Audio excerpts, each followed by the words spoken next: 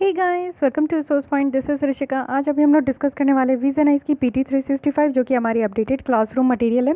तो मार्च से मई तक का यहाँ पे जो भी टॉपिक है उसको हम लोग देख रहे हैं। तो अभी हमारी साइंस एंड टेक चल रही है। साइंस एंड टेक में आज हम लोग कोविड रिलेटेड जो भी न्यूज़ है उसको रिवाइज़ करेंगे, क्योंकि ये आपका रिवीजन ही मैगज़ीन है तो इसलिए यहाँ पे मैं रिवीजन बोल रही हूँ।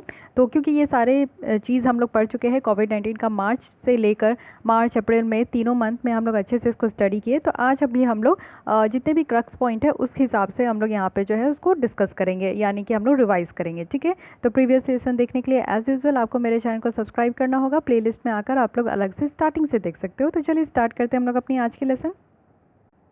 सो आइए स्टार्ट करते हैं कोविड-19। तो न्यूज़ में क्यों है ये तो आप लोग भी समझ सकते हो, काफ़ी दिनों से, काफ़ी महीनों से आप लोग भी झेल रहे होगे। तो कोविड-19 यानी कि कोरोना वायरस डिजीज़ 2019। तो ये आपका कोविड-19 का सबसे पहले फुल फॉर्म पता होना चाहिए। ठीक है, कोरोना वायरस और इसकी ओरिजिन कहाँ से आई इसके बारे में डिटेल देखते हैं। तो व्हाट इज़ कोरोना वायरस, ये आपसे पूछा जाए कि कोरोना वायरस है क्या। तो ये लार्ज फैमिली ऑफ वायरस है जो कि यहाँ पे रेंज ऑफ एनिमल में सर्कुलेट करती है, कभी किसी में कभी किसी में, जैसे कि बैट्स, कैट्स या फिर बर्ड्स। ये सारे एनिमल्स में है जिसमें कि इस तरीके का आपको कोरोना वायरस देखने को मिलेगा। तो समटाइम्स ये वायरस आपको देखने को मिला है कि एनिमल से जो है ह्यूमन में भी जंप कर जाता है और इसको स्पिल ओवर कहते हैं। तो स्पिल ओवर का मतलब क्या होता है कि जंप करना, किसी एक चीज़ से दूसरी चीज़ में जंप होना। इट मीन्स कि स्पिल ओवर इट मीन्स कि एनिमल से जो है ह्यूमन बीइंग में इस तरीके की वायरसेस जो है वो आपकी जंप हो जाती है, जिसको हम लोग जोनोटिक डिजीज़ कहते हैं। तो जोनोटिक डिजीज़ का मीनिंग ये है। और ये जो स्पिल ओवर है ये तब होता है कुछ फैक्टर्स के कारण, जैसे कि म्यूटेशन हो रही है वायरस में या फिर कुछ कॉन्टैक्ट इंक्रीज़ हो रहा है। जैसे ह्यूमन बीइंग अगर इस तरीके के बैट्स, बर्ड्स या फिर यहाँ पे जो कैट है इन सबको अगर खाने लगे तो इससे क्या होता है कि उनके अंदर इस तरीके का वायरस है, तो वो कहीं ना कहीं हमारे अंदर भी ये वायरस ट्रांसफ़र हो जाएगा। ये जो वायरस है इससे क्या होता है, रेस्पिरेटरी और गैस्ट्रो इंटेस्टिनल सिम्टम्स देखने को मिलेगा ह्यूमन बीइंग में, यानी कि सांस लेने में प्रॉब्लम होगी। ये सबसे मेजर यहाँ पे प्रॉब्लम देखने को मिल रहा है। साथ ही साथ इन्फेक्शियस डिजीज़ है, जैसे कि किसी किसी को सिर्फ कॉमन कोल्ड ही होता है, सर्दी जुकाम हुआ उसके बाद ठीक हो जाता है, लेकिन किसी किसी को ये सेवियर डिजीज़ तक भी देखने को मिलेगा, जैसे कि सार्स, मर्स या कोविड-19। ठीक है, तो ये इसके सिम्टम्स है। सिम्टम्स यहाँ पे लो टू हाई भी है। तो यानी कि सार्स है यानी कि सेवियर एक्यूट रेस्पिरेटरी सिंड्रोम, जिसमें कि लोग सांस नहीं ले पाते हैं, उनकी ऑक्सीजन की मात्रा उनके बॉडी में बहुत ज़्यादा कम हो जाता है। मर्स भी है, मिडिल ईस्ट रेस्पिरेटरी सिंड्रोम, या फिर कोविड-19 जिसको हम लोग कोरोना वायरस डिजीज़ कह रहे हैं।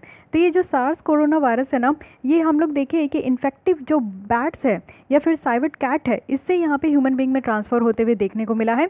और ये भी साउथ चाइना के गुड़गांव प्रोविंस में, और वो भी 2002 में। तो पहली बार सार्स नहीं है, ये ऑलरेडी 2002 में जो है सार्स डिजीज़ देखने को मिला था। वहीं अगर मर्स की बात कर ले तो मर्स भी जो है बैट्स टू कैमल, फिर यहाँ से ह्यूमन बीइंग में सऊदी अरेबिया में 2012 में देखने को मिला। तो 2002 फिर 2012 और अब है कि 2020। रिसर्चर के द्वारा ये सजेस्ट किया जाता है कि जो ओरिजिनल सोर्स है इस वायरस का वो यहाँ पे बैट है, यानी कि चमगादड़। ओके, और पंगोलियन है जो कि यहाँ पे इंटरमीडियरीज का काम करता है, यानी कि बैट, चमगादड़। आप लोग देखते हो कि बहुत कुछ खाते हैं, चाइना के ऐसे भी लोग पता नहीं क्या क्या खा जाते हैं जिससे कि इस तरीके का डिजीज़ उन्हीं के यहाँ से निकल कर आता है। और ऐसा ये कोरोना वायरस ही नहीं है, इसके बाद भी यदा यदा वायरस भी देखने को मिला था। तो ऐसे भी बहुत सारे वायरस जो छोटे मोटे वायरस जो है ना उनकी तरफ से देखने को मिलता है। तो वो डायरेक्टली जो है ना बिना पकाए हुए वो कच्चा जो है मीट कंज्यूम करते हैं, उसके कारण ये देखने को मिलता है। लेकिन रिसर्चर्स के द्वारा ये बताया गया है कि इसका जो ओरिजिनल सोर्स है वो यहाँ पे बैट है। साथ ही साथ अगर हम लोग देखें तो पहली बार जो इस तरीके का यहाँ पे है डिज़ीज़ है वो यहाँ पे वुहान में देखने को मिला, वो भी चाइना में 2019 में। तो अब यहाँ पे आपका जो वायरस का स्ट्रक्चर है वो बताया जा रहा है, एक बार देख लीजिए। इस तरीके का वायरस है कोरोना वायरस। यहाँ पे आपका RNA है, राइबोन्यूक्लिक एसिड। उसके बाद ये जो ब्लू कलर की है इसको यहाँ पे मेम्ब्रेन ग्लाइकोप्रोटीन कह रहे हैं। फिर उसके बाद ये जो आपका इस तरीके से रेड कलर का है, इसको यहाँ पे कहा जा रहा है कि IN है, ये न्यूक्लियोकैप्सिड प्रोटीन है। इसके बारे में अभी मैं डिटेल में बताने वाली हूँ। ये स्पाइक जो है, ये स्पाइक प्रोटीन इसको कहते हैं, जो इस तरीके से आप लोग भी देखे हो कि कई बार ऐसा डेमो बनाया जाता है, जैसे कि यहाँ पे कोरोना वायरस का इस तरीके से कोरोना वायरस हेलमेट वगैरह भी बनाया गया, तो इस तरीके से इसको शेप दिया गया है। उसके बाद यहाँ पे इन्वेलप प्रोटीन है और यहाँ पे बस ये सारे हैं। तो पार्ट्स ऑफ वायरस अगर कोरोना वायरस के बारे में पूछा जाए तो याद रखना है MNERS, MNERS। ठीक है, इस तरीके से याद रखना है कि आप लोग membrane glycoprotein, nucleocapsid protein, spike protein है, इन्वेलप प्रोटीन है और आरएनए है। तो ये सारे प्रोटीन आपको देखने को मिलेगा आरएनए में, वायरस में, ठीक है। तो अब यहाँ पे देखते हैं कि SARS-CoV-2 जो है वो कैसे रेप्लिकेट होता है अपने आप, जिसके अंदर ये इन्फेक्ट होता है। जैसे ही आपके बॉडी में अगर वायरस इंटर करता है तो वो क्या होता है ना कि ये वायरस बहुत तेज़ी से रेप्लिकेट करता है। जैसे कि अगर कैंसर की वायरस के बारे में बात करें तो कैंसर इतना जल्दी क्यों नहीं कर पाते हैं, क्योंकि वो इतना ज़्यादा फास्ट अपने आप को 2 से 4, 4 से 8, 8 से 16 इस तरीके से वो मल्टीप्लाई होते हुए जाता है। तो कैसे ये SARS-CoV-2 जो है वो अपने आप ही रेप्लिकेट करता है, ये चीज़ें यहाँ पे बताई जा रही है। तो अब ये पूरा प्रोसेस समझने की कोशिश कीजिए कि इसमें कैसे ये रेप्लिकेट करता है। तो सबसे पहले देखते हैं कि जैसे मान लीजिए कि आपके सेल मेम्ब्रेन में, यानी कि आपके बॉडी में अगर कोरोना वायरस टच होता है तो आपके बॉडी में ये जाकर कैसे ये आपका 2 से 4, 4 से 6 होता है। तो जैसे ये SARS-CoV-2 है, SARS-CoV-2 जो हमारे बॉडी में इंटर करता है वो इंटर करता है एक एंजाइम के हेल्प से, जो कि है TMPRSS2। इसके हेल्प से जो है ये आपका इंटर करता है हमारे बॉडी में। हमारे इंटर करते ही हमारे बॉडी में क्या होता है कि ये जो कोरोना वायरस है ये अपने अंदर से आरएनए को रिलीज़ करता है, ठीक है। ये आरएनए रिलीज़ हुआ। आरएनए रिलीज़ होने के बाद यहाँ पे 2 मेथड है। एक तो है कि आरएनए अपने आप को रेप्लिकेट करने लगता है 1 से 2, 2 से 3, ठीक है। दूसरा है कि यहाँ पे आरएनए जो यहाँ पे प्रोटीन मेकिंग मशीनरी है उसमें चला जाता है। यहाँ पे क्या होता है कि कुछ वायरल प्रोटीन होता है। तो बाद में फिर इस प्रोसेस के बाद क्या होता है कि ये जो वायरल प्रोटीन है, ये वायरल प्रोटीन मिलके और ये जो रेप्लिकेट यहाँ पे आपका जो आरएनए जो है 1 से 2, 2 से 4 हो रहा है, ये दोनों मिलके यानी कि प्रोटीन और आरएनए मिलके जो है एक नया यहाँ पे कोरोना वायरस आपका डेवलप हो जाता है, और वो भी गोल्गी में। गोल्गी क्या होता है? गोल्गी एक तरीके का अपरेटस होता है जिसमें कि नया जो प्रोटीन हमारे बॉडी में बनता है ना वो वहाँ जाके एब्जॉर्ब होते जाता है। तो ये इसलिए यहाँ पे कहा जा रहा है कि गोल्गी में जो है ये आपका बन के फिर उसके बाद ये रिलीज़ हो जाता है। तो ये न्यू SARS-CoV-2 हो गया, यानी कि पहले हमारे बॉडी में गया और बॉडी में जो इंटर करता है वो हमारे बॉडी में जो एंजाइम होता है उसके थ्रू इंटर करता है। उसके बाद वो अपने अंदर से आरएनए रिलीज़ करता है। तो आरएनए रिलीज़ करने के बाद दो मेथड होता है। एक तो आरएनए अपने आप को जो है मल्टीप्लाई करता है, और दूसरा जो है वो प्रोटीन मेकिंग मशीनरी में चला जाता है, जहाँ पे प्रोटीन जो है अपने आप वहाँ पे बनना स्टार्ट हो जाता है, जो कि वायरल प्रोटीन होता है। उसके बाद क्या होता है कि ये जो रेप्लिकेट आरएनए है वो और जो प्रोटीन है वो दोनों मिलकर जो है न्यू कोरोना वायरस को डेवलप करते हैं। तो इस तरीके से न्यू कोरोना वायरस बनता है। उसके बाद वो हमारे बॉडी में आते जाता है, और जो कोई हमारे बॉडी को टच करता है तो हमारे सेल मेम्ब्रेन में आ जाता है, तो ऊपर वाले सतह पे आ जाता है, और जो हमारे बॉडी को टच करता है फिर उसको ये ट्रांसफ़र हो जाता है। तो इसलिए ये बहुत तेज़ी से रेप्लिकेट करता है, हमारे बॉडी में जाता है, और with in a fraction of second वो और नया बनकर जो है ना वो और बाहर आ जाता है, और फिर हमें जो टच करेगा या फिर हम जो सामान को टच करेंगे और फिर वो सामान को किसी और के द्वारा टच किया जाएगा जो कि इन्फेक्टेड नहीं है, तो फिर उनको भी कोरोना वायरस हो जाता है। तो ये पूरा मैकेनिज्म है। आई होप कि आपको समझ में आया होगा। स्ट्रक्चर और फिजियोलॉजी अगर हम लोग यहाँ पे वायरस का देखें तो कोरोना वायरस जो है स्फेरिकल शेप में है, फाइन। ये सर्कुलर शेप में देखने को मिलता है, लेकिन सर्कुलर नहीं है, ये थोड़ा स्फेरिकल है, तो ये ध्यान रखिएगा। और यहाँ पे कोर ऑफ जेनेटिक मटेरियल है, और साथ ही साथ यहाँ पे इन्वेलप से ये सराउंडेड है और मशरूम शेप्ड का है, और इसमें जो स्पाइक लगा हुआ है वो प्रोटीन स्पाइक है। तो इसकी स्ट्रक्चर इस तरीके से है। साथ ही साथ अगर हम लोग देखें तो ये स्पाइक क्या करता है ना कि ह्यूमन सेल को पकड़ के रखने का काम करता है। तो ये इस स्पाइक से बहुत आसान होता है कि वो किसी भी ऑब्जेक्ट में टच होता है तो वो उसको कस के पकड़ लेता है, और फिर वो उसकी उस बॉडी के अंदर या फिर उस ऑब्जेक्ट के अंदर घुसने में उसको बहुत मदद मिलता है। हर एक वायरस पार्टिकल जो है just between 50 to 200 nanometer in diameter में आपको देखने को मिलेगा कि हर एक जो है यहाँ पे वायरस है। साथ ही ये प्रोटीन स्पाइक जो है इससे क्या होता है कि क्रॉन अपीयरेंस इनको देखने को मिलता है, यानी कि सन के ऊपर आप देखोगे अराउंड द सन जो है वहाँ पे भी आपको कोरोना देखने को मिलता है। तो आउटर लेयर ऑफ हम लोग सन को कोरोना कहते हैं। तो यहाँ पे प्रोटीन स्पाइक जो होता है ना इसको क्राउन का, यानी कि जो क्राउन है ना उसका ये दर्जा देता है। कोविड-19 जो यहाँ पे आप देखते हो इसके कारण जो है SARS-CoV के द्वारा यहाँ पे कोविड-19 एक SARS-CoV-2 बोला जा रहा है। तो SARS-CoV-2 क्यों बोला जा रहा है? क्योंकि ऑलरेडी 2002 में जो है SARS डिजीज़ जो है वो आउटब्रेक हुआ था। तो अभी जो सेकंड हुआ है उसको 2 का नाम दे दिया गया है। इसको नोवेल कोरोना वायरस कहा जा रहा है। कोविड-19 जो कि यहाँ पे SARS-CoV-2 से हो रहा है, तो इसलिए इसको नोवेल कोरोना वायरस कह दिया गया है, और ये काफ़ी सिमिलर है जो कि 2002 में SARS हुआ था। SARS-CoV-2 की बात करें तो इसमें जो स्पाइक प्रोटीन है इसमें आपका रिसेप्टर बाइंडिंग डोमेन है, जिसको RDB की भी कहते हैं। रिसेप्टर बाइंडिंग यानी कि रिसीव करना और उसको पकड़ के बाइंड करके रखना, ये एक इसका डोमेन है। रिसेप्टर बाइंडिंग डोमेन की बात करें तो यहाँ पे वायरस जो इंटर करता है टारगेट सेल में, ये यहाँ पे बाइंड करके करता है, ठीक है, एक पकड़ के करता है, जिसको हम लोग यहाँ पे एक 2 कहते हैं, यानी कि एंटियोटेंसिन कन्वर्टिंग एंजाइम 2 कहते हैं, जो कि हमारे लंग्स में, हमारे हार्ट में, हमारे किडनी में और गैस्ट्रोइंटेस्टिनल ट्रैक्ट में ये पाया जाता है। एक बार जब ये कोरोना वायरस हमारे अंदर चला जाता है तो ये हमारे सेल रिप्रोडक्टिव को हाईजैक कर लेता है। हाईजैक कहने का मतलब है कि सेल जो हमारे यहाँ हमेशा बनते जाते हैं, नई कोशिकाएं हमारे यहाँ डेवलप होते जाती है हमारे बॉडी के अंदर, तो ये उसको हाईजैक कर लेता है, यानी कि उस प्रोसेस को रोक लेता है। और जब हमारे बॉडी में ये सेल डेवलप होना बंद हो जाएगा ना, तो यहाँ पे क्या होगा कि हमारा बॉडी जो है सही तरीके से काम नहीं करेगा। जिस एरिया में अगर हमारा सेल डेवलप करना वहाँ पे अगर रुक जाएगा तो वो एरिया फंक्शन करना बंद कर देगा। तो इससे क्या होता है कि हमारे बॉडी जो है एबनॉर्मल तरीके से होने लगता है, और ये हाईजैक करके क्या करता है कि अच्छे सेल को डेवलप नहीं होने देता, और बुरे सेल को जो कि हमारे बॉडी को हार्म करता है वो सेल यहाँ पे डेवलप होता है। उसके बाद अगर हम लोग देखें, जैसे कि सार्स के केस में नहीं देखने को मिला था, बट यहाँ पे जो स्पाइक प्रोटीन है नोवेल कोरोना वायरस का, ये सेल रिसेप्टर को बाइंड करके रखता है और हाई एफिनिटी से, यानी कि इस तरीके से बाइंड करके रखता है कि ये आसानी से कहीं पे भी अगर चिपक जाए तो ये जल्दी हटता भी नहीं है। तो अगर हम लोग ये देखें कि ये स्ट्रॉन्गर जो बॉन्डिंग एफिनिटी है, पार्टली ये एक्सप्लेन करता है कि apparent high human to human transmissibility है, यानी कि ये आपका जो ये जो आपका ट्रांसफ़र होता है ये ह्यूमन टू ह्यूमन जो है बहुत जल्दी ये देखने को मिलता है, ठीक है। और कोविड-19 फास्टर स्प्रेड हो रहा है, जैसे कि सार्स जो एपिडेमिक था वो एपिडेमिक था, लेकिन कोविड-19 जो SARS-CoV-2 है ये आपका पेंडेमिक बन गया। एपिडेमिक कहने का क्या मतलब होता है, पेंडेमिक कहने का क्या मतलब होता है, हम लोग आगे सब फिर से रिवाइज करेंगे अच्छे से। अब पहले हम लोग यहाँ पे DNA और RNA वायरस के बारे में अच्छे से देख लेते हैं। पहले मैं DNA समझाती हूँ। DNA वायरस क्या होता है, एक ऐसा वायरस जिसमें कि जेनेटिक इन्फॉर्मेशन जो है DNA के अंदर स्टोर होता है। DNA के अंदर हमें जीन देखने को मिलता है, और ये वही जीन है जो कि रिस्पॉन्सिबल होता है एक जनरेशन से दूसरे जनरेशन में ट्रांसफ़र होता है, और जो कि सिमिलैरिटी दिखाता है। यानी कि अगर पेरेंट्स और बच्चों में देखें तो काफ़ी सिमिलैरिटी होती है। कुछ आपकी जो है ईयर्स, आपके आइज़ आपके मम्मी के जैसा होगा, नोज़ आपके पापा के जैसा होगा, आपके कैरेक्टर, आपकी नेचर, आपका जो पसंद, ये सारी चीज़ें जो है जीन के थ्रू ट्रांसफ़र होता है एक जनरेशन से दूसरे जनरेशन। तो वो कहाँ स्टोर होता है, वो DNA में होता है, ठीक है।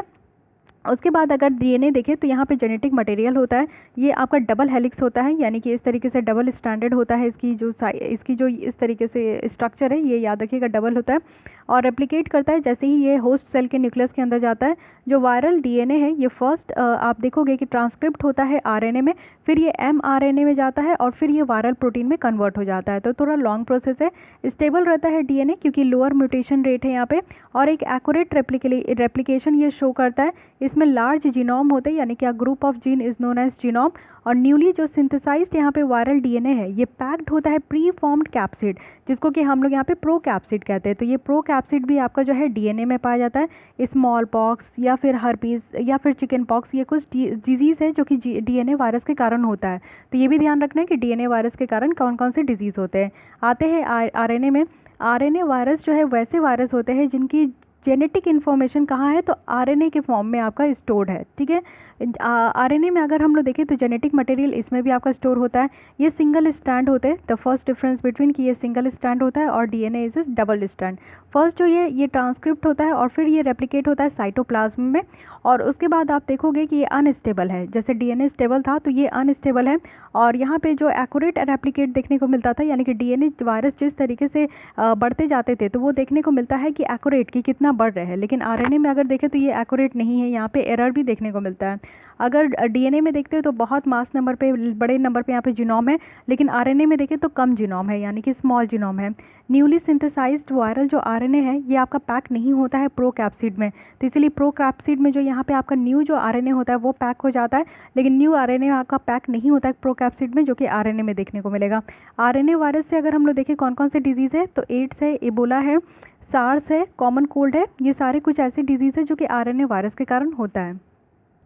अब हम लोग यहाँ पे देखते हैं कुछ कि प्राइमरी केसेस और इंडेक्स केस जो कि इस डिजीज़ का आउटब्रेक से हुआ है। तो जो टर्म यहाँ पे निकल कर आ रहा है प्राइमरी केस, प्राइमरी केस कहने का मतलब है कि ये सिर्फ इन्फेक्शियस डिजीज़ के लिए अप्लाई होता है जो कि ह्यूमन टू ह्यूमन आपका स्प्रेड हो रहा है, और वो पर्सन को हो रहा है जो कि फर्स्ट उनके अंदर इस तरीके का डिजीज़ देखने को मिल रहा है, फिर वो ग्रुप ऑफ पीपल के बीच में आ रहे हैं तो सबको वो अपने चपेट में ले रहे हैं। तो इसको प्राइमरी केस कहते हैं, जिसको कि यहाँ पे case will never be known. तो वर्ल्ड वाइड HIV जो एपिडेमिक हुआ था ये आपका एक एग्जाम्पल है। इंडेक्स केस कहने का मतलब है कि इसको हम लोग पेशेंट ज़ीरो भी कहते हैं। ये फर्स्ट डॉक्यूमेंटेड पेशेंट होते हैं जो कि इस तरीके से वायरस से वो इन्फेक्ट होते हैं। ठीक है। तो ये आपका कोई बैक्टीरियल डिजीज़ है तो उनसे भी अगर यहाँ पे कोई लोग अगर इन्फेक्ट होते हैं तो उनको हम लोग यहाँ पे क्या बोलते हैं, इंडेक्स केसेस। इंडेक्स केस आप देखोगे तो यहाँ पे एक सोर्स ऑफ डिजीज़ का इंडिकेट नहीं किया जाता है कि इस तरीके की बीमारी का सोर्स क्या है, कहाँ से ये निकल कर आया है। पॉसिबल ये स्प्रेड हो पाता है। साथ ही अगर हम लोग आउटब्रेक देखें इस तरीके का डिजीज़ का तो ये ह्यूमन टू ह्यूमन ट्रांसमिट नहीं होता है और इसमें इंडेक्स केसेस रहता है। यानी कि मान लीजिए कि मुझे अगर इस तरीके का कोई डिजीज़ हुआ है जिसमें कि अगर मैं किसी के संपर्क में आ रही हूँ तो उसे इस तरीके का डिजीज़ नहीं हो पा रहा है तो इसको कहेंगे इंडेक्स केस। लेकिन अगर आपका एक इंसान से दूसरे इंसान में फैल रहा है तो उसको कहेंगे प्राइमरी केस। ठीक है। अब यहाँ पे देखते हैं एपिडोमियोलॉजी ऑफ SARS-CoV-2। तो वायरल एपिडोमियोलॉजी है, एक साइंटिफिक डिसिप्लिन है जो कि यहाँ पे कैसे स्टडी किया जा रहा है इंसिडेंस और जिस तरीके से वायरस ये स्प्रेड हो रहा है पॉपुलेशन में ओवर द टाइम, तो इस चीज़ को जो स्टडी किया जा रहा है इसको एपिडोमियोलॉजी कहते हैं। और ये अल्टीमेट गोल है जो कि यहाँ पे आपको देखोगे कि इंटरवेंशन स्ट्रैटेजीज़ के साथ इसको किया जा रहा है। तो बहुत तरीके से हम लोग देखने वाले, सबसे पहले जोग्राफिकल डिस्ट्रीब्यूशन देखें तो कोविड-19 केसेस जो है वो सारे कॉन्टिनेंट में देखने को मिला है एक्सेप्ट अंटार्कटिक। तो अंटार्कटिक में तो ऐसे ही बहुत कम लोग रहते हैं और वो भी बहुत आइसोलेट रहता है, तो इसीलिए यहाँ पे पूरे सारे कॉन्टिनेंट में आपको देखने को मिलेगा। रूट ऑफ ट्रांसमिशन क्या है, तो वाया ये रेस्पिरेटरी ड्रॉपलेट है। जैसे कि आप अगर जैसे कहते हैं ना कि आइसोलेट हो जाना चाहिए कोरोना वायरस के पेशेंट से, तो कोरोना वायरस के पेशेंट के सामने आप आओगे, वो कुछ बोलेगा तो उसके माउथ से जो रेस्पिरेटरी ड्रॉपलेट निकलता है उसमें भी आपको उस तरीके का वायरस देखने को मिलेगा, या फिर थ्रू एरोसोल जो कि एयर में रहता है। और रिप्रोडक्शन अगर हम लोग नंबर देखें तो रिप्रोडक्शन नंबर यानी कि एडिशनल केसेस कितना है, तो यहाँ पे RO है, तो ये इसको R0 भी कहते हैं। तो R0 जिसको कि हम लोग बेसिक रिप्रोडक्शन नंबर कह रहे हैं, ये एक रेट है जिससे कि ये वायरस जो है आपका ट्रांसमिट हो रहा है। तो RO अगर देखें तो न्यू इन्फेक्शन है, एग्जिस्टिंग इन्फेक्शन है, या average number of new infection है जो कि आपका इन्फेक्शियस पीरियड में देखने को मिलेगा। यहाँ पे ये RO इंडिकेट करता है कि एवरेज नंबर ऑफ पीपल जो कि यहाँ पे कॉन्टैक्ट में आए हैं वायरस से, जो कि इन्फेक्टेड पर्सन है। तो जितने भी इन्फेक्टेड पर्सन है वो कितने लोगों को और इन्फेक्ट किए हैं और कितने लोग उनके कॉन्टैक्ट में आए हैं उसको हम लोग यहाँ पे R0 कहते हैं। इसी में R01 है, तो ये R01 अगर रहा तो ये इंडिकेट करता है कि constant number of infected people है, यानी कि ज़्यादा नंबर ऑफ़ पीपल इन्फेक्ट नहीं हो रहे, कांस्टेंट हो रहे हैं। लेकिन अगर हम लोग WHO के हिसाब से देखें तो इनके द्वारा बताया गया कि जो कोविड-19 रिप्रोडक्शन नंबर है ये यहाँ पे आपका 2 से 2.5 है और मे बी ये 5 से भी हाई हो जाए, यानी कि बहुत ही ज़्यादा स्प्रेड का जो रेट है यहाँ पे कि किस तरीके से ये इन्फेक्शंस जो है पूरे तरीके से स्प्रेड हो रहा है, तो उसकी जो रेट है वो बहुत हाई है। उसके बाद एक और टर्म आता है incubation period. So what is incubation period, यानी कि टाइम जिसमें कि आप वायरस को कैच किए हो और सिम्टम्स दिखना स्टार्ट हुआ है। कहते हैं ना कि जब आप इन्फेक्टेड पीपल के अगर कांटेक्ट में आते हो तो जो सिम्टम्स है वो 7 डेज़ या 14 डेज़ या इस तरीके कुछ दिन के बाद देखने को मिलता है। ये पर्सन टू पर्सन भी वैरी हुआ है। तो जिस दिन आपके बॉडी में वायरस गया है और जिस दिन आपका सिम्टम्स देखने को मिला है उन दोनों दिन के बीच में जितना भी पीरियड है उसको हम लोग इंक्यूबेशन पीरियड कहते हैं। तो 14 डेज़ यहाँ पे बताया गया है एक्सपोजर का, इसलिए 14 डेज़ जो है ना आइसोलेट करने का भी रखा गया था टर्म। लेकिन जनरली अगर देखें तो 4 to 5 डेज़ के बाद ही सिम्टम्स दिखने स्टार्ट हो जाते हैं। इन्फेक्टेड पर्सन जो है वो ट्रांसमिट कर सकते हैं वायरस इसी पीरियड में, तो इसलिए यहाँ पे कहा जाता है कि जब भी आप इन्फेक्टेड पर्सन के अगर कांटेक्ट में आए हो तो आप अपने आप को आइसोलेट कर लो। बेटर है 1 हफ्ता 14 दिन के लिए आइसोलेट कर लो जिससे कि आप दूसरों को ये वायरस ना दे सको। सिम्टम्स क्या क्या है, सबसे पहले fever, cough, shortness of breathing यानी कि सांस लेने में दिक्कत होगा। फिर आपका स्मेल, और जो कुछ भी खाओगे तो उसमें टेस्ट नहीं समझ में आएगा। साथ ही यहाँ पे माइल्ड, मॉडरेट या फिर सेवियर इलनेस, बहुत तेज़ बुखार भी होता है। सेप्सिस जो है, सेप्सिस क्या होता है ये समझिए। सेप्सिस जो है एक ऑर्गन डाइसफंक्शनल होता है जो कि बॉडी के इम्यून सिस्टम से यहाँ पे इसके कारण देखने को मिलता है, और ये इम्यून सिस्टम जो है ओवर रिएक्ट करता है in response to an infection. जब हमारे बॉडी में कोई इन्फेक्शन होता है, वायरस वगैरह इंटर करता है, तो हमारा इम्यून सिस्टम है जो कि उससे लड़ता है। इसलिए इस डिजीज़ में ये कहा जा रहा था कि अपने इम्यून सिस्टम को स्ट्रॉन्ग करने का कोशिश कीजिए। काढ़ा पीजिए, हल्दी दूध पीजिए, कुछ भी पीजिए, गिलोय पीजिए, तो अपने इम्यून सिस्टम को स्ट्रॉन्ग रखिए। तो इम्यून सिस्टम जो यहाँ पे आपका हमारे बॉडी में रहता है, जो किसी भी तरीके के इन्फेक्शन के रिस्पॉन्स में ओवर रिएक्ट करता है, तो वो आपका सेप्सिस है। सेप्सिस एक ऐसे ही ऑर्गन डाइसफंक्शनल है। साइटोसिन अगर स्ट्रॉम देखें तो साइटोकिन स्ट्रॉम क्या है, साइटोकिन स्ट्रॉम है ओवर प्रोडक्शन, यानी कि आपके बॉडी में अगर इम्यून सेल ज़रूरत से ज़्यादा प्रोडक्शन हो जाए या फिर प्रोटीन का ज़रूरत से ज़्यादा प्रोडक्शन हो जाए और जो कि हमारे इन्फेक्शन को फाइट करे वो बॉडी, तो उसको साइटोकिन स्ट्रॉम कहते हैं। तो ये सारे वर्ड है जिसका मीनिंग आपको पता होना चाहिए, मे बी इस तरीके का मीनिंग पूछ लिया जाए। फैटिलिटी रेट क्या होता है? फैटिलिटी रेट होता है यानी कि जो प्रोपोर्शन ऑफ डेथ, यानी कि एक डिजीज़ के कारण जो है कितने लोगों की यहाँ पे जान जा रही है with in A group of people जिनको यहाँ पे डिजीज़ है। मान लीजिए कि यहाँ पे आपके 20 लोग हैं, 20 लोग में से कितने को डिजीज़ है? तो यहाँ पे 18 को डिजीज़ है, और 18 में से कितने लोगों की जान जा रही है? मान लीजिए कि 2 की जान गई, या फिर यहाँ पे आपका 12 का जान गया। तो फैटिलिटी रेट जो है अगर 2 की जान जाती है तो यानी कम है, अगर 18 में से 18 को यहाँ पे डिजीज़ है इस तरीके का कोरोना वायरस, और उसमें से अगर 12 लोग की जान जाती है तो यानी कि फर्टिलिटी रेट हाई है। ठीक है, तो इंडिविजुअल ऑफ एनी एज जिनको यहाँ पे आपका SARS-CoV-2 इन्फेक्शन है, बट फर्टिलिटी रेट अगर हम लोग देखें तो एज के साथ ये इंक्रीज़ हो रहा है। कहा जा रहा था कि जो अबव 60 है और जो बच्चे होते हैं 5 to 10 ईयर्स के, उनको सबसे ज़्यादा यहाँ पे प्रॉब्लम देखने को मिला था। और साथ ही साथ अगर उनका प्री एग्जिस्टिंग मेडिकल कंडीशन है, यानी कि कुछ और प्रॉब्लम है जैसे कि डायबिटीज़ वगैरह है, या फिर कार्डियोवैस्कुलर डिजीज़ वगैरह है, किडनी फेलियर है, लीवर प्रॉब्लम है, तो इस तरीके के जितने भी पेशेंट है ना, उनको इस तरीके का प्रॉब्लम अगर हो जाए, कोरोना वायरस अटैक कर जाए, तो उनका बचना थोड़ा मुश्किल हो जाता है। तो फर्टिलिटी रेट हाई उन लोगों को में देखा गया, उन लोगों के इस एज में, और जिनको कि ऑलरेडी कोई ना कोई बीमारी अगर दिया हुआ है तो उन लोगों को फर्टिलिटी रेट बहुत हाई है।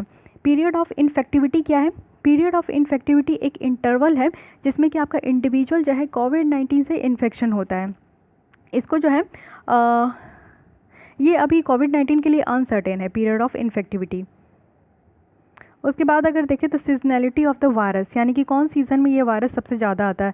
तो सीज़न या वेदर जिसमें कि ये वायरस बहुत ज़्यादा एक्टिव हो जाते हैं। जैसे कहा जा रहा था कि समर सीज़न में ये वायरस बहुत ज़्यादा एक्टिव नहीं होंगे, विंटर सीज़न में, रेनी सीज़न में ये वायरस बहुत ज़्यादा एक्टिव हो जाते हैं। बट ऐसा तो नहीं हुआ, पूरा समर पूरे गर्मी में तो ये वायरस ने तो जान मार ली है कि नहीं? तो ये कहा जाता है seasonality of the virus. Corona virus अगर एनिमल्स में देखें तो ये हमेशा सीजनल नहीं होता है, बट हाँ हिस्टोरिकली अगर हम लोग देखें कि पुराने ज़माने से कैसे चलते आ रहा है, तो फिर यहाँ पे हम लोग जो है कुछ अंडरस्टूड कर सकते हैं, लेकिन फुल्ली अभी तक इस रीज़न का अंडरस्टूड नहीं किया गया। और साथ ही साथ अगर देखें तो ऐसा कोई एविडेंस भी नहीं मिला है कि नोवेल कोरोना वायरस का सीज़न कौन सा है। उसके आगे अगर देखें तो कुछ टर्म्स, जितने भी टर्म्स थे उसको हम लोग देख लिए। अब डायग्नोसिस में देखते कि किस किस तरीके का टेस्ट किया जा रहा है, इसके बारे में पूछा जा सकता है। सबसे पहले सीरियोलॉजिकल टेस्ट, जिसको कि एंटीबॉडी डिटेक्शन टेस्ट भी कह रहे हैं।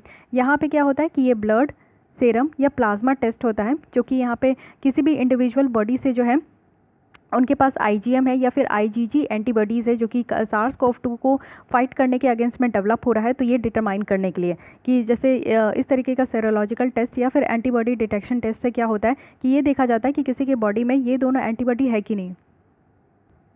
तो ये दोनों एंटीबॉडी रहेगा तो इससे ये समझ में आ जाता है कि अगर वायरस हमारे बॉडी में है तो उसके अगेंस्ट में जो है हम लोग फाइट कर सकते हैं। ठीक है, तो अगर हम लोग यहाँ पे बात करें इम्यूनोग्लोबिन्स का, तो इसको हम लोग एंटीबायोटिक कहते हैं, एंटीबॉडी कहते हैं, एंटीबायोटिक नहीं एंटीबॉडी कहते हैं, जो कि एक ग्लाइकोप्रोटीन मॉलिक्यूल्स है जो कि हमारे प्लाज्मा सेल्स है। प्लाज्मा सेल कहाँ होता है? WBC में होता है। तो प्लाज्मा सेल से ये प्रोड्यूस्ड होता है और ये एक क्रिटिकल पार्ट जैसा काम करता है इम्यून रिस्पॉन्स में, तो ये ध्यान रखना है। उसके बाद IgM की अगर हम लोग बात करें तो ये फर्स्ट एंटीबॉडी होता है जब बॉडी में कोई भी इन्फेक्शन आता है, तो उससे लड़ने के लिए जो सबसे पहला यहाँ पे एंटीबॉडी निकल कर आता है वो IgM है, और ये आपका लंबे समय तक नहीं रहता है। लेकिन वही IgG की बात करें तो ये बहुत लंबे समय तक रहता है और हमारे बॉडी में जो भी तरीके का वायरस इंटर करता है उसके अगेंस्ट में ये फाइट करता है। ठीक है, तो यहाँ पे हो गया सेरोलॉजिकल टेस्ट, जिसमें कि 2 तरीके का देखा जाता है कि IgM और IgG एंटीबॉडी हमारे अंदर है कि नहीं इसको SARS-CoV-2 के अगेंस्ट में फाइट करने के लिए। नेक्स्ट अगर हम तो और इसके बारे में बात करें तो ये काफ़ी हेल्पफुल टूल है, जिससे कि साइंटिस्ट को ये डिटरमाइन करने में बहुत आसानी होती है कि अप टू व्हाट एक्सटेंट ये डिजीज़ जो है कहीं स्प्रेड हो सकता है और कितने लोग हैं जो कि उनकी बॉडी में इस डिजीज़ को फाइट करने के लिए इम्यूनिटी जो है डेवलप हुआ है। उसके बाद सेकंड टेस्ट में आते हैं जो कि है RT-PCR टेस्ट। RT-PCR टेस्ट यानी कि RT-PCR का अगर यहाँ पे फुल फॉर्म देखें तो सबसे पहले है reverse transcription polymerase chain reaction. इसमें क्या होता है कि अगर कोई भी पर्सन सफ़र कर रहे हैं कोविड-19 से, तो उनको चेक करने के लिए एक पतली सी यहाँ पे आप लोग देखो कि पाइप जो है वो ओरल या फिर नेज़ल स्वैप लिया जाता है। दूसरा भी मेथड है जिसमें कि आप देखो कि एक BAL मेथड होता है, जिसमें कि ब्रोंकोस्कोप को यहाँ पे आपका पास कराया जाता है, जिससे कि कुछ जो फ्लूइड है वो लंग से या फिर स्प्यूटम से ले सके। तो सबसे सिंपल यहाँ पे जो है आपका नेज़ल और ओरल स्वैप को लेना होता है, जो कि आप लोग जनरली देखे भी होंगे, अगर टेस्ट कराने भी गए होंगे आप लोग, तो इसी तरीके से टेस्ट करता है। फिर इसमें क्या होता है कि इसमें जो आपका वायरल RNA है उसको यहाँ पे बहुत सारे केमिकल्स डाल के उसको अलग किया जाता है, फिर इसको किसी मशीन में डाला जाता है और उस मशीन में जो है ये डिटेक्ट होता है कि आपके बॉडी में जो है वो कोरोना वायरस है या नहीं है। ठीक है, नेक्स्ट यहाँ पे पूल टेस्टिंग मेथड। तो पूल टेस्टिंग मेथड क्या है कि ये German red cross blood donor service के द्वारा यहाँ पे डेवलप किया गया है। इसमें क्या है कि साइमल्टेनियसली टेस्टिंग होता है, जैसे भी यहाँ पे जो सैंपल है ना उसको यहाँ पे मल्टीपल पीपल से कंबाइन किया जाता है, यानी कि एक ही हाउस होल्ड में आप देखोगे कि अगर 7 या 10 लोग रहते हैं तो उनके सैंपल्स को यहाँ पे कंबाइन किया जाता है, और एक लोकल क्लस्टर है जिसको कि यहाँ पे आप देखोगे कि इससे क्या है ना कि स्पीड अप हो जाता है, रिजल्ट बहुत तेज़ी से निकल कर आता है। तो ये सुइटेबल है expanded testing in larger population group में, यानी कि बहुत बड़ा पॉपुलेशन ग्रुप में अगर आप लोग को टेस्ट करना है तो उसके लिए पूल टेस्टिंग मेथड बहुत ज़्यादा यहाँ पे कारगर साबित हुआ है।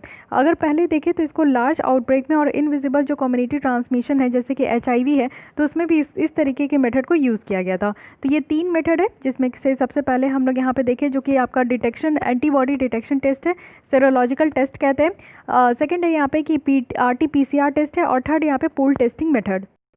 तो समझते हैं कि यहाँ पे इंडिया का क्या क्या अप्रोच रहा है। हमारे यहाँ से जो ICMR है उनका इनिशियल स्टेज था कि टेस्ट करना जो भी ट्रैवल हिस्ट्री है, जिनका भी जब हमारे यहाँ लॉकडाउन लगाया गया था तो उससे पहले जिनका भी ट्रैवल हिस्ट्री है, चाहे वो अपने कंट्री में कहीं ट्रैवल किए हो या फिर दूसरे इंटरनेशनल उनका हिस्ट्री रहा हो, तो उन लोगों को यहाँ पे टेस्ट करना, और अगर जिनमें कोई भी तरीके का सिम्टम्स शो हो रहा है तो उन लोगों को टेस्ट करना। साथ ही साथ अगर कोई भी ऐसे ट्रैवल हिस्ट्री वाले लोगों के कॉन्टैक्ट में आए हैं तो उनको भी यहाँ पर टेस्ट करना। बाद में क्या हुआ कि इसको रिवाइज किया गया और सारे निमोनिया पेशेंट को फिर यहाँ पर टेस्ट किया गया नोवेल कोरोना वायरस के लिए। साथ ही हमारे यहाँ जितने भी हॉस्पिटल थे सारे पेशेंट को यहाँ पे टेस्ट किया गया। फिर न्यू गाइडलाइन निकल कर आया जिसमें कि एसिम्प्टोमेटिक डायरेक्ट और हाई रिस्क कॉन्टैक्ट देखने को मिला जो कि कंफर्म्ड केसेस का, तो इसको भी टेस्ट किया जाना चाहिए था, और टेस्ट किया जा रहा था जो कि डे 5 और डे 14 के बीच में था अगर किसी के कॉन्टैक्ट में आए हैं तो।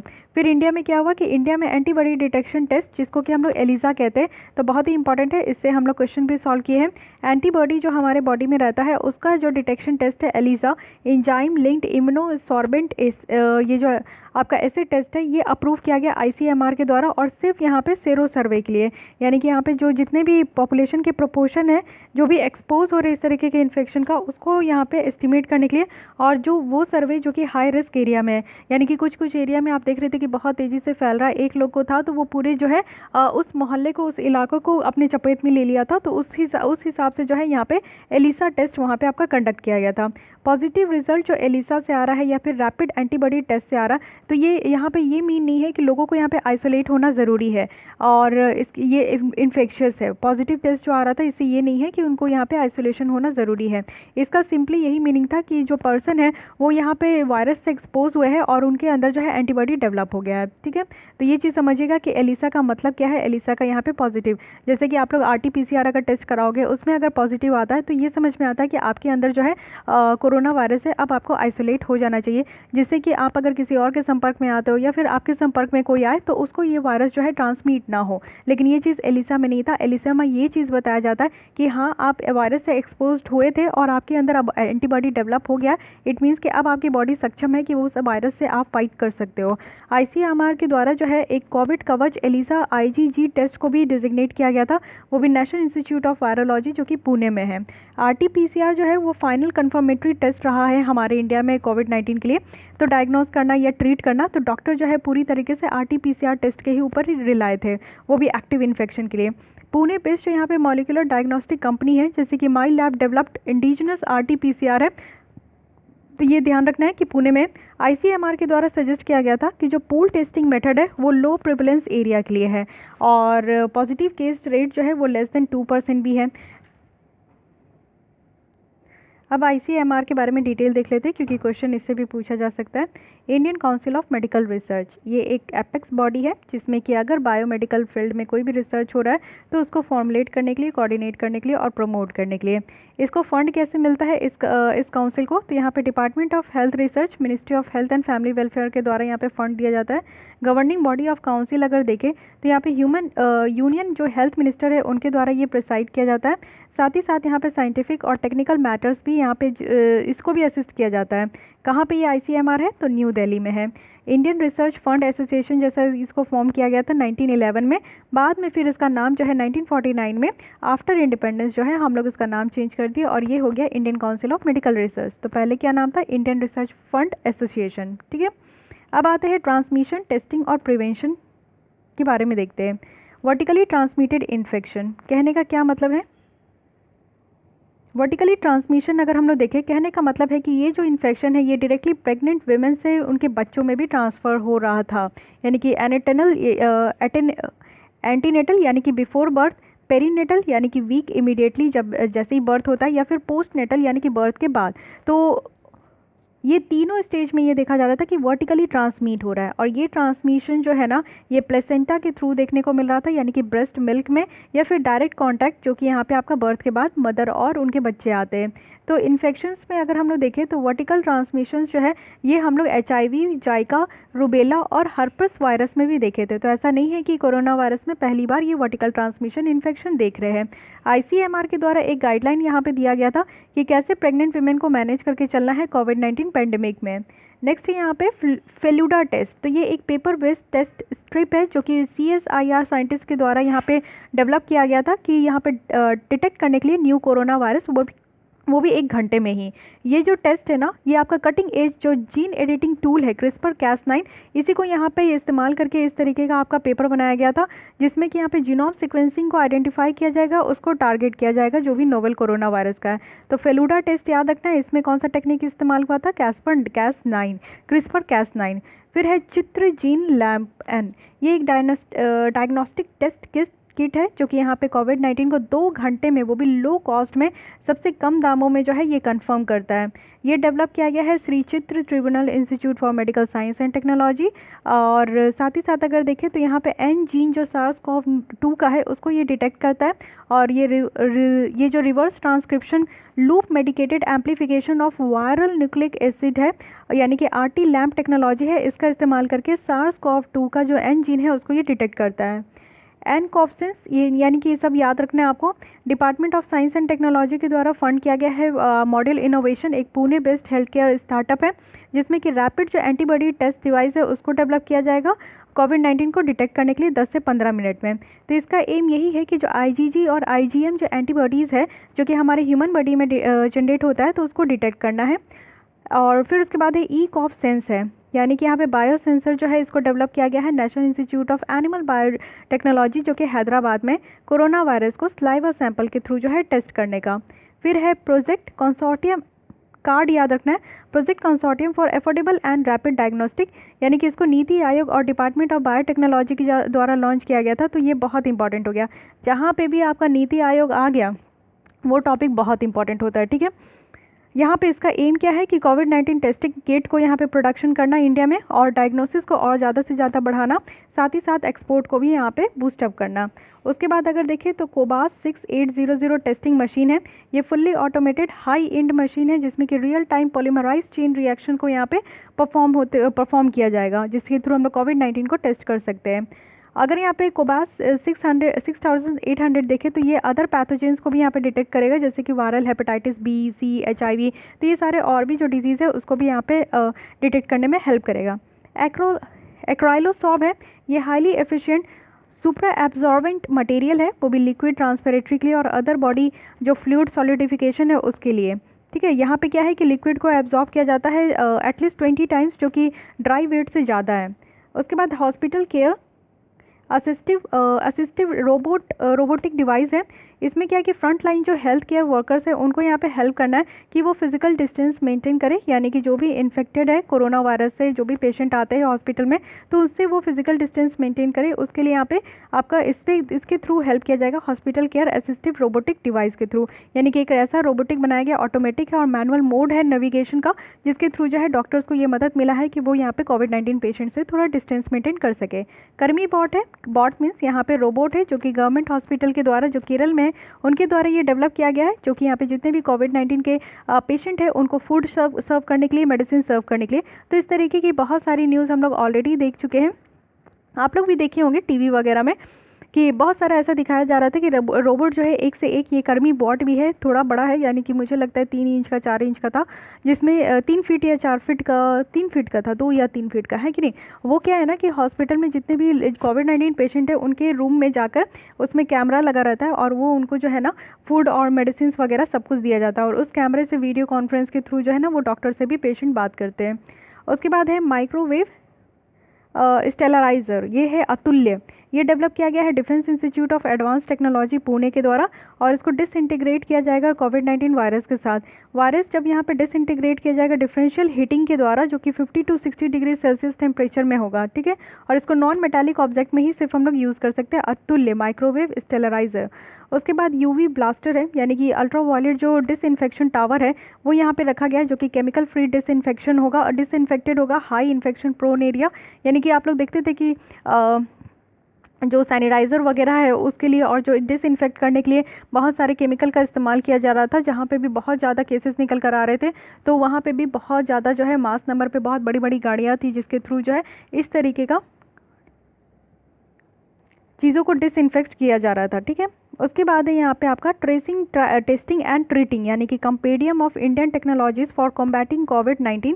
तो यहाँ पे क्या है कि इन्फॉर्मेशन कैरी किया जाएगा, वो भी 200 कोविड-19 रिलेटेड इंडियन टेक्नोलॉजीज़ का, रिसर्च एक्टिविटीज़ का और एफर्ट्स का, जो कि गवर्नमेंट के द्वारा है। और यहाँ पे 3 T's का इस्तेमाल करके, यानी कि पहला ट्रैक करना है कहाँ है लोग, उसके बाद उसको टेस्ट करना है, और टेस्ट करने के बाद अगर कोविड-19 है तो इसको यहाँ पे ट्रीट भी करना है। ये जो आपका प्रिपेयर किया गया था ये नेशनल रिसर्च डेवलपमेंट कॉर्पोरेशन के द्वारा किया गया था।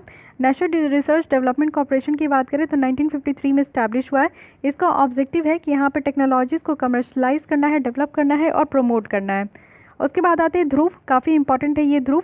ये automated contact lens UV cabinet system है, जिसमें क्या है कि इलेक्ट्रॉनिक गैजेट को सैनिटाइज करने के लिए पेपर और जो करेंसी नोट है, क्योंकि आप लोग देख रहे थे कि करेंसी नोट के थ्रू भी जो है बहुत ज़्यादा ये ट्रांसमिट हो रहा था, तो ये सबको जो है ना यहाँ पे कॉन्टैक्ट लेंस यहाँ पे सैनिटाइज करने के लिए ये बनाया गया था। तो 360 डिग्री ये एक्सपोजर है अल्ट्रावायलेट रेज का, और साथ ही साथ इसको डेवलप किया गया था जो Hyderabad based DRDO lab research है उसके द्वारा यहाँ पे बनाया गया था।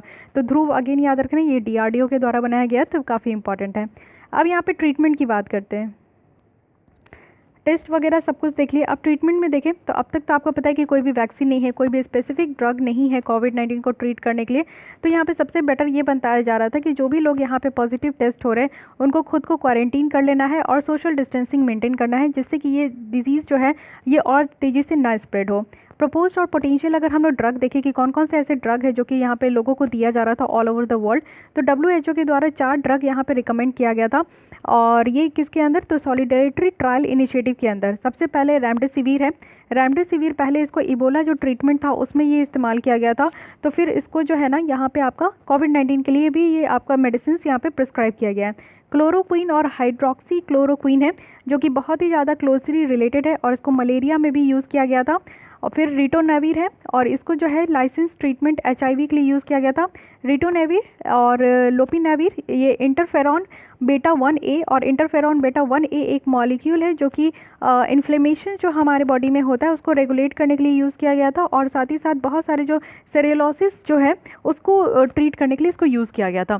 तो ये 4 मेडिसिन है, 4 यहाँ पे आप ड्रग्स देखोगे जो कि यहाँ पे WHO के द्वारा रिकमेंड किया गया था। तो याद रखिएगा किस किस के लिए यहाँ पे पहले भी इसका ट्रीट किया गया, रेमडेसिविर, क्लोरोक्वीन और हाइड्रोक्सी क्लोरोक्वीन, रेटोनोविर और जो HIV के लिए है, और रेटोनोविर जो कि यहाँ पे इंटरफेरॉन बेटा 1A के साथ। जीनोम सीक्वेंसिंग भी हो रहा है कोरोना वायरस का। जीनोम सीक्वेंसिंग जैसे स्टार्टिंग में ही 2 दिन पहले मैं बताई थी कि क्या होता है कि टारगेटेड एरिया को जो है ना सीक्वेंस किया जाता है, जहाँ पे भी DNA के बेस पेयर में अगर किसी भी तरीके का डिफेक्ट है तो उसको करेक्ट किया जाता है, मॉडिफाई किया जाता है, ठीक है। इंडिया में आप देखोगे तो 9 होल जो जीनोम सीक्वेंस डेटा है नोवेल कोरोना वायरस का, वो global initiative on sharing all influenza data के साथ है, और ये सीक्वेंस जो आपका है वो शेयर किया जा रहा है जो पुणे का यहाँ पे नेशनल इंस्टीट्यूट ऑफ वायरोलॉजी है, तो उनके द्वारा ये शेयर किया जा रहा है। जेनेटिक रिसर्च देखें तो इससे क्या होगा, साइंटिस्ट को ये समझने में आसानी होगी कि नोवेल कोरोना वायरस एक्चुअली ये निकल के कहाँ से आया है और इसका नेचर कैसा है, इस वायरस का ओरिजिन क्या है और ये वायरस कैसे इतना तेज़ी से स्प्रेड हो रहा है। तो इसीलिए यहाँ पे जेनेटिक रिसर्च किया जा रहा है। साथ ही साथ जो है इससे ये हेल्प भी हो पाएगा, यानी कि वैक्सीन को डेवलप करने में। वैक्सीन जो डेवलप हो रही है, वैक्सीन डेवलप करने से पहले समझना होगा कि एक्चुअली ये बीमारी है कैसी, ये वायरस का नेचर कैसा है, ये वायरस की ओरिजिन कहाँ से है, तो उसको ट्रीट करने में काफ़ी ज़्यादा आसान होता है। Global initiative on sharing all influenza data है क्या, तो ये WHO के द्वारा जो है 2008 में स्टार्ट किया गया एक प्लेटफॉर्म है जिसको कि जर्मन गवर्नमेंट के द्वारा होस्ट किया जाता है। और साथ ही साथ यहाँ पे क्या है कि इंटरनेशनल शेयरिंग, यानी कि जितने भी इन्फ्लुएंजा वायरस सीक्वेंस है ना उनके डेटा को शेयरिंग करने के लिए ये प्रमोट करते हैं। साथ ही ये इनिशिएटिव जो है वो डेटाबेस यानी कि एपीफ्लू जो है उसी के थ्रू ये इनिशिएटिव आपका स्टार्ट किया गया है। उसके बाद एक आपका आता है कॉन्वालेसेंट प्लाज्मा थेरेपी। तो प्लाज्मा थेरेपी आप लोग सुने होंगे कि ये है क्या, इसको समझने का कोशिश कीजिए। प्लाज्मा थ्योरी, जैसे मान लीजिए कि मुझे कोविड हो गया, मैं कोविड-19 मुझे हुआ, मैं उसके बाद जो है पूरी तरीके से प्रॉपर केयर ली, उसके बाद मैं ठीक भी हो गई। जब ठीक हो गई यानी कि मेरे बॉडी में जो है एंटीबॉडी वो जनरेट हुआ, आईजीजी और आईजीएम, और वो कोरोना वायरस को जो है मार गिराया। उसके बाद मैं ठीक हो गई। मैं ठीक हो गई तो यानी कि मेरे अंदर इस तरीके का एंटीबॉडी है जो कि इस तरीके के डिजीज़ को फाइट करने में हेल्प करेगा। तो मैं क्या करूँगी ना कि अपने प्लाज्मा को डोनेट करूँगी। जैसे कि ब्लड डोनेट करते हो तो वैसे ही प्लाज्मा को डोनेट करते हैं। तो प्लाज्मा अगर मैं डोनेट करती हूँ तो इससे क्या होगा, अगर मान लीजिए कि कोई बी पर्सन है, उसको अगर यहाँ पे कोरोना वायरस हो जाता है, वो अगर हॉस्पिटल में एडमिट हो जाते, तो उनको मेरी प्लाज्मा जो है उनके बॉडी में इंजेक्ट किया जाएगा। क्योंकि मेरे ब्लड में क्या है कि अब मेरे ब्लड में एंटीबॉडी है जिससे कि यहाँ पे कोरोना वायरस से फाइट करने के लिए वो सक्षम है। तो अब उनकी बॉडी में जाएगा, बी पर्सन के बॉडी में जाएगा, तो फिर उनकी बॉडी में जो कोरोना वायरस है वो जो एंटीबॉडी है वो उनके बॉडी में जो कोरोना वायरस है उसको फाइट करेगा। तो इसको कह रहे थे प्लाज्मा थेरेपी। तो प्लाज्मा थेरेपी काफ़ी ज़्यादा यूज़ हो रहा था, और ये आप देखोगे कि होल ब्लड या फिर प्लाज्मा जो है पर्सन से लिया जा रहा था, और ये प्लाज्मा जो है फिर क्रिटिकल जितने भी जो बीमार पर्सन है उनको ये ट्रांसफ़र किया जा रहा था। इधर ब्लड जो फ्रैक्शनेशन जो प्रोसेस है, ये प्लाज्मा को अलग करने के लिए यूज़ किया जा रहा था। यानी कि जितने भी डोनेटेड ब्लड है और स्पेशल मशीन है उससे प्लाज्मा को अलग करने के लिए ये फ्रैक्शनेशन प्रोसेस यूज़ किया जा रहा था। WHO के द्वारा कुछ गाइडलाइन भी दिया गया था प्लाज्मा थेरेपी को लेकर। कहा गया था कि डोनर का परमिशन यहाँ पे मैंडेटरी है, यानी कि अगर मैं यहाँ पे प्लाज्मा दे रही हूँ तो ये मेरी मनमानी होनी चाहिए, मैं यहाँ पे सहमत होनी चाहिए मेरी कि मैं यहाँ पे प्लाज्मा देना चाहती हूँ कि नहीं चाहती हूँ। सेकेंड है कि प्लाज्मा सिर्फ रिकवर्ड पेशेंट से ही लिया जाता है, कोई भी जाके प्लाज्मा नहीं दे सकता, क्योंकि यहाँ पे तो कोविड-19 को ठीक करना है, और मेरे बॉडी में अगर मैं कोविड-19 से फाइट कर ली हूँ, इट मीन्स कि मेरे अंदर वो एंटीबॉडी है, तो वही एंटीबॉडी दूसरे लोगों को भी चाहिए, तो इसलिए मैं दे रही हूँ। डोनेशन जो है वो यहाँ पे पीपल्स जो कि HIV से नॉट इन्फेक्टेड है तो वही बस यहाँ पे डोनेट कर सकते हैं। अगर HIV से इन्फेक्टेड है तो उनको डोनेट करने का ज़रूरत नहीं है। साथ ही साथ हेपेटाइटिस है, सिफिलिस है, या फिर कोई और भी ऐसी इन्फेक्शियस डिजीज़ मुझे हो रखी है तो मैं इस तरीके के प्लाज्मा को डोनेट नहीं कर सकती। अगर प्लाज्मा को यहाँ पे वापस से सेम पर्सन से यहाँ पे कलेक्ट करना है तो it must be done after 12 weeks of the first donation for male and 16 weeks for the female. तो ये ध्यान रखना है, काफ़ी इंपॉर्टेंट है। जैसे कि अगर मैं प्लाज्मा डोनेट कर रही हूँ तो मैं एक विमेन हूँ, तो इसमें क्या होगा कि मैं अगर फिर से प्लाज्मा डोनेट करना चाहूँ तो वो मुझे 16 वीक्स जो है मुझे ये वेट करना होगा। तो 16 वीक्स कितना हो गया, अप्रॉक्स 4 मंथ रख लीजिए, 3.5 मंथ भी आप लोग रख सकते हो। और अगर यहाँ पे मेल को अगर यहाँ पे डोनेट करना है तो 3 मंथ्स एनफ है। तो ये आपका कैटेगराइज किया गया है, तो इसको भी ध्यान रखना है। पहले इस थेरेपी को किस किस बीमारी के लिए यूज़ किया गया था, तो प्लाज्मा थेरेपी कुछ न्यू तो है नहीं, ये पहले वाले जितने भी थेरेपी थे और वो सबको हम लोग यूज़ कर रहे थे। तो ये ऑलरेडी जो पहले सार्स 2005 में था उसमें यूज़ किया गया, स्पेनिश फ्लू था उसमें यूज़ किया गया, H1N1 2009 का यूज़ किया गया, एबोला वायरस जो 2014 का, मर्स जो 2015 था उसमें यूज़ किया गया। तो बहुत जगह पे बहुत डिजीज़ में इसको यूज़ किया गया है, जैसे कि ये रिजल्ट निकल कर आया था कि हाँ ये थोड़ा बहुत इफ़ेक्टिव है। अब WHO का ये जो सॉलिडेटरी ट्रायल इनिशिएटिव है ये क्या था, ये एक इंटरनेशनल क्लिनिकल ट्रायल है जिसमें कि इफ़ेक्टिव ट्रीटमेंट के लिए यहाँ पे फाइंड किया जाता है कि कोविड-19 के लिए सबसे ज़्यादा इफ़ेक्टिव ट्रीटमेंट क्या है। ये WHO के और साथ ही साथ इसके जितने भी पार्टनर्स हैं उनके द्वारा इसको लॉन्च किया गया था। इसमें क्या है कि 4 ट्रीटमेंट ऑप्शन को कंपेयर किया जा रहा था, यानी कि स्टैंडर्ड ऑफ केयर, जिससे कि यहाँ पे इफेक्टिवनेस है उसको यहाँ पे एक्सेस कर सके। साथ ही पेशेंट को भी इनरोल किया जा रहा था सिंगल रैंडमाइज ट्रायल में, जिससे कि ये फैसिलिटेट कर सके कि हाँ वर्ल्ड वाइड जो है ना ये जो आपका यहाँ पे ट्रीटमेंट है वो अनप्रूवन ट्रीटमेंट जो है उसके कंपैरिजन में देखने को बन रहा था कि किस किस तरीके से जो यहाँ पे आपका मेडिसिन दिया जा रहा है, थेरेपी दिया जा रहा है, उससे लोगों को कितना ज़्यादा इफेक्टिव हो रहा है कि नहीं हो रहा है। तो अब यहाँ पे इंडिया का अप्रोच देखते हैं कि हम लोग क्या क्या यहाँ पे यूज़ किए। हाइड्रोक्सीक्लोरोक्वीन, तो ये अप्रूव किया गया था एज ए प्रोफेरेलिक्स, यानी कि ऐसी ट्रीटमेंट जो कि यहाँ पे डिजीज़ को प्रिवेंट करने के लिए दिया गया था कोविड-19 के लिए। तो यहाँ पे किस किस कैटेगरी में दिया जा रहा था, तो सारे एसिम्प्टोमेटिक जो हेल्थ केयर वर्कर्स हैं उनको, एसिम्प्टोमेटिक जो फ्रंट लाइन वर्कर है और एसिम्प्टोमेटिक जो हाउस होल्ड कॉन्टैक्ट है, तो उन सबको यहाँ पे हाइड्रोक्सीक्लोरोक्वीन दिया जा रहा था। और ये जो है ना प्रिवेंट करने के लिए दिया जा रहा था, पहले से ही आप इस मेडिसिन को लो जिससे कि आपको कोरोना वायरस जो है अटैक ना करे। मेन ट्रीटमेंट जो है वो पेशेंट को दिया जा रहा था in the form of HIV drugs, यानी कि यहाँ पे आपका लोपिनावीर और रिटोनावीर। फेवी फ्लू है जो कि ग्लीन मार्क जो इंडिया का फर्स्ट ओरल एंटीवायरल जो ड्रग है, इसको यहाँ पे डेवलप किया गया था और इसको अप्रूवल किया गया था कि जो माइल्ड और मॉडरेट कोविड-19 पेशेंट है उनके ट्रीटमेंट के लिए। साथ ही हमारे यहाँ डेक्सामेथासोन है जो कि अप्रूव किया गया था कोविड-19 पेशेंट के लिए, जो भी मॉडरेट स्टेज के लिए है। और साथ ही साथ जो यहाँ पे इन्वेस्टिगेशनल जो थेरेपी है उसका इस्तेमाल किया गया था, जैसे कि रेमडेसिविर है, ये आपका प्लाज्मा थेरेपी है, तो ये सारे सीवियर कैटेगरी के लिए इस्तेमाल किया गया था। स्कीड्यूल H1 ड्रग की अगर बात करें तो ये आपका हाइड्रोक्सीक्लोरोक्वीन जो है इसको डिक्लेयर किया गया था schedule H1 drugs. Schedule H1 जो है वो ड्रग्स एंड कॉस्मेटिक रूल्स 1954 के अंदर आता है। इसका मतलब है कि ये सिर्फ प्रिस्क्रिप्शन जो आपका डॉक्टर प्रिस्क्रिप्शन देता है उसी के बेसिस पे जो है यहाँ पे आपको जो मेडिकल स्टोर वाले हैं वो आपको बेचेंगे। इसका एक और भी मतलब है कि इसका जो बॉक्स है ना will have a warning level, यानी कि ये जो आपका स्कीड्यूल H1 ड्रग्स है इसमें एक वार्निंग लेवल होगा कि सिर्फ प्रिस्क्रिप्शन स्केल में ही दिया जाएगा, सेल्फ मेडिकेशन के अगेंस्ट में है ये, ठीक है। तो यहाँ पे और साथ ही साथ जो रिकॉर्ड ऑफ सेल है उसको भी मेंटेन करना है जितने भी शॉप होते हैं। तो ये स्कीड्यूल H1 ड्रग्स के बारे में भी आपको पता होना चाहिए। तो आज के लिए इतनी ही रखते हैं, नेक्स्ट हम लोग स्टार्ट करेंगे वैक्सीन डेवलपमेंट के साथ और कोशिश करूँगी कि मैं इसे कंप्लीट कर दूँ जल्दी ही, ठीक है। तो आज के लिए बस इतना ही। अगर आपको ये लेसन अच्छी लगती है तो लाइक कीजिए, अपने दोस्तों के साथ शेयर कीजिए। फिर भी कोई डाउट कोई सजेशन है तो कमेंट कर सकते हैं एंड मेक श्योर कि आपने मेरे चैनल को सब्सक्राइब कर लिया है। Thank you.